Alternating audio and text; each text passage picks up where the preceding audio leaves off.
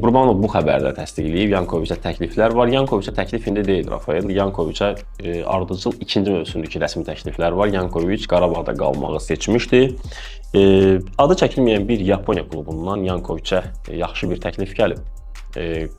Bu klubun adı hələ ki məlum deyil, açıqlanmır hələ ki. Klub futbolçuya illik 800 min avro maaş təklif edib.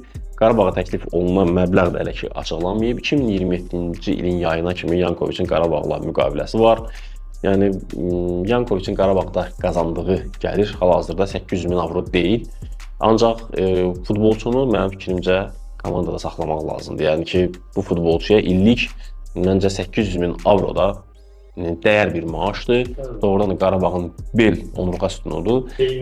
Və son oyunlarda Yankoviçin bir qədər başının belə deyək, bu məsələlərə qarışması oyununa da yansıyır.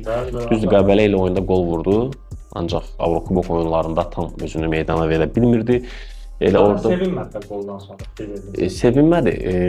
Napoli səfərində idi, səhv etmirəmsə, orada da mübahisəsi var idi. Komanda daxili bir futbolçumuzla və Panathinaikosda bu transferdə indi deyil, Panathinaikos yaydan izləyir. Yankoviçi transfer etmək istəyir. Hətta Çempionlar Liqasının bir oyununa skaut da göndərib. Panathinaikos Yankoviçi izləmək üçün kifayət qədər Real səslənir, bu futbolçunu almaq istəyirlər. Yankoviçin yaşı 30 yaşı var. Milli yığmaya dəvət almaqdan əlavə milli yığmanın əsas üzvüdür. Bu futbolçu hələ də mən inanıram ki 3 il yaxşı səviyyədə futbol oynaya bilər. Ona görə Qarabağ rəhbərliyinin yerində olsam futbolçunu satmayıb komandada saxlamağın tərəfdarı olardım. Bu dediyim, səsləndirdiyim məlumatlar rəsmi məlumatlardır, heç bir yerdən uydurma deyil.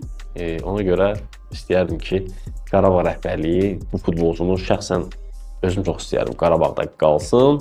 Yankoviçin amma Rafael üzü o tərəfədir, getmək istəyir. Keyfi də yoxdur, son oyunlarda. Bəli, missiyasının tamamlandığı, bəlkə özündə elə düşünür ki, missiyamı tamamladı.